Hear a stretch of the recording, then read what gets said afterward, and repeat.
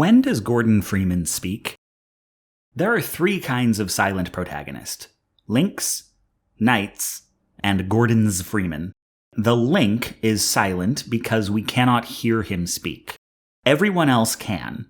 They carry on whole conversations with Link. He's only silent to us. We have to infer what he says from context, like only hearing the other character's side of a phone call.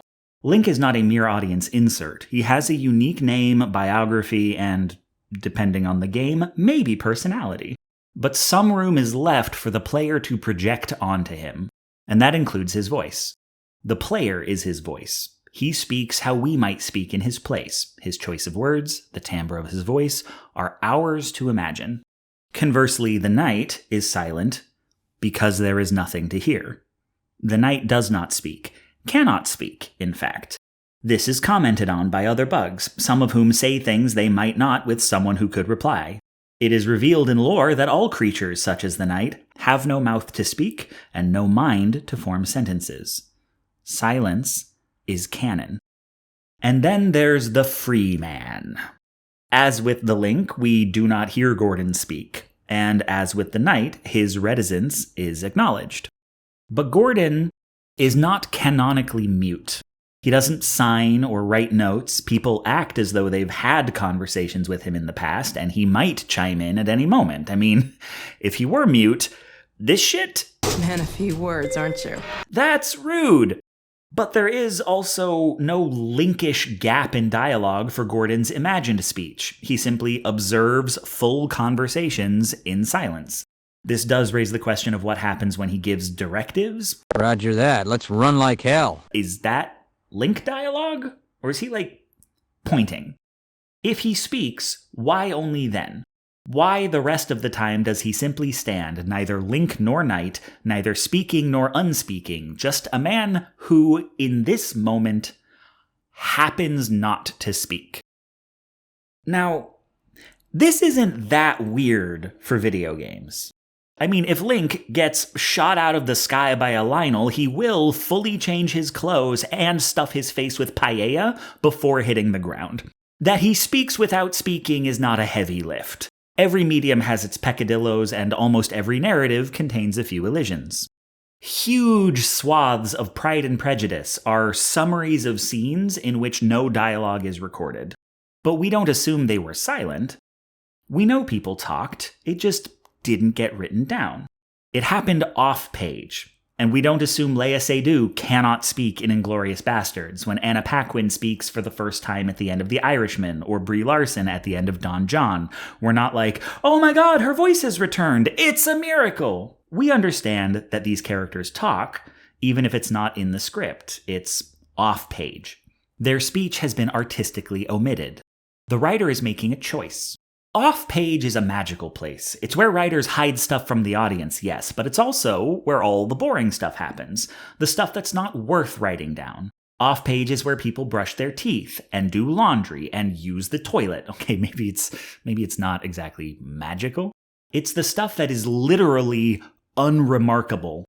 This space, this off-page, is incredibly elastic in prose. A passage that takes 1 minute to read can span months of narrative time, or a fraction of a second.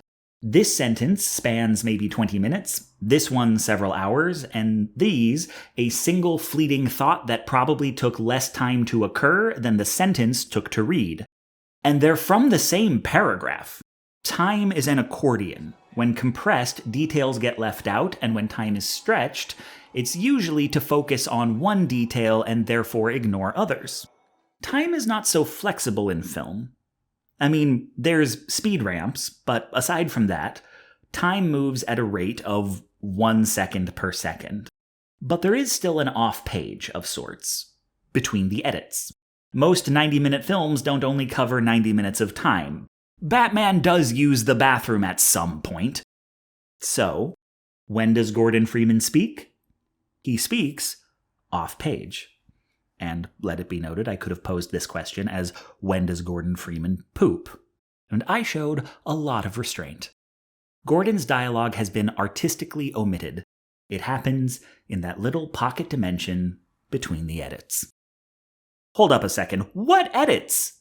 We have witnessed every waking moment of Gordon Freeman's life from the tram ride in Half-Life 1 to the advisor attack in Half-Life 2 Episode 2 in one unbroken first-person narrative experienced in real time. Time has only ever moved at 1 second per second. No speed ramps. The only jumps forward, Gordon is in suspended animation, bending time, or unconscious. There is nowhere he could have spoken. And save for however he tells Barney to follow him, he hasn't. When could he have spoken? When did he eat, for that matter? When did he sleep? Off-page things must be happening. But we've been here the whole time, and they didn't. How does off-page exist, even where it can't? Okay, here's another question for you. Did we experience this story in real time? Like, what is time? What is real time? Time in fiction isn't a reality, it's a vibe, a notion. Half-Life feels real-time because it's continuous. It's an unbroken take, and at least in cinematic language, that is the shorthand for real-time. Like, take this fight scene from The Bourne Ultimatum. So far as the viewer can perceive, this is not sped up or slowed down. Despite dozens and dozens of edits, there is a basic continuity of motion. So we recognize that this represents real time. This is 1 second per second. More or less. We are aware, with all these edits, that if it helps the flow of the action, a few frames of a punch might be doubled in an edit to make it impactful, or a few shaved off to make the run across a room faster. Off-page may exist in fractions of seconds. We don't know for sure. It's moving too fast to tell, but we feel its potentiality in the room. That this is a subjective experience of time. Compare that with this scene from Children of Men, famously filmed in a single unbroken take. People describe watching it as feeling trapped in the car with the characters, feeling every agonizing second. Where both these scenes represent real time, in Children of Men, real time is felt.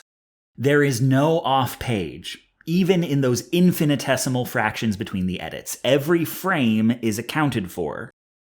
Allegedly. This is actually 6 takes filmed in 4 different locations on different days and stitched together with invisible edits, and you might have already known that, but if you didn't, I don't think I just blew your mind. We always knew there might be some movie magic going on, but this scene still hits different from this one, because invisible edits may be the reality, but they're not the vibe. The vibe is that the long take is a more objective experience of time. We read Half-Life and similar games like one of those single-take movies, Running Time, Boiling Point, Victoria, where everything happens in real time. No cuts. They're staged like live theater. Even the set changes and the costuming have to happen in real time. But some films play with the authenticity of the long take, the presumption of 1 second per second, to do impossible things. So consider that Half-Life is more like Birdman, where a 2-hour take spans several days. Consider that Half-Life is like Russian Ark, where a 90-minute take spans several centuries. Maybe Half-Life is still a condensation of a longer story. Just the good bits. In these films, perceived time is fixed at 1 second per second, and so to tell a longer story, narrative time gets mapped to space. Characters have to walk towards the future because the future will not arrive in time. Set design becomes a kind of montage, an edit becomes a scene transition, a smash cut becomes a whip pan. Characters exit and return older, 10 minutes representing hours, or decades. Ravenholm is a few blocks representing a town. Traversing it takes a couple of hours, representing a long night. Highway 17 is a few miles, representing dozens. When time cannot be compressed, designers compress space.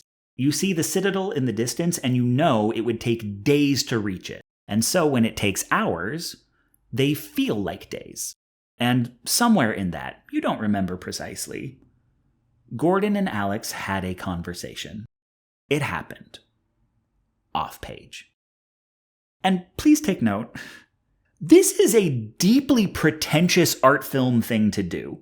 Mapping time to space to make a subjective real time that spans a greater period than is temporally possible, making time hyper real, that is beyond Oscar bait. That is Golden Lion. It's not quite Palme d'Or, but is definitely Grand Prix. But in video games, it's basic literacy. This is realism. Half-Life has never been plausible, but its chief selling point was being relatively grounded, unpretentious. The artiest thing a video game can do is put the boring stuff back in. Okay, that's pretentious in books and movies too, but it's even more pretentious in video games. Games are immersive theater, experimental performance art, and pulpy blockbusters all at once. And players just take it in stride to the point where it's pretentious for me to make a video about it. Which, in conclusion, is really weird. My brain may be smooth, but my skull is not. In my early 20s, my friends in their math metal bands wearing their denim jackets said, "Ian, you've never b***ed your head?" I said, "No, I've never b***ed my head. I've buzzed it with the pop-out clippers on my electric razor, but shaved it with a blade? I didn't even shave my face with a razor anymore. In my face, I could see what I was doing. I was one of those permanent 5 o'clock shadow stubble farmers. I knew the skull bleeds like a stuck hog, and I got razor burn from looking at my reflection too long. 20 years later, I have accepted my thinning hair by blighting it from my scalp. So I shaved my head with a Henson safety razor. I was afraid at first. But I have not managed to cut myself with it.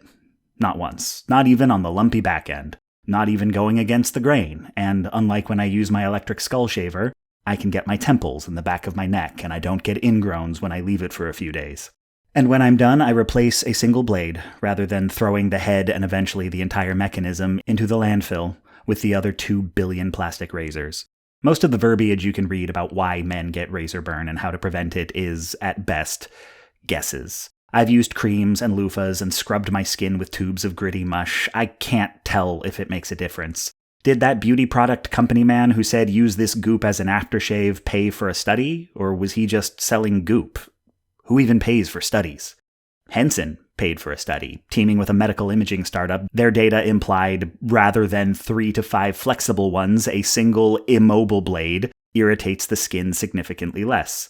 The metal structure keeps the blade at an ideal angle and encourages an ideal amount of pressure, and what I can tell you is, unlike any razor I've used in the past, the Henson has not once given me razor burn.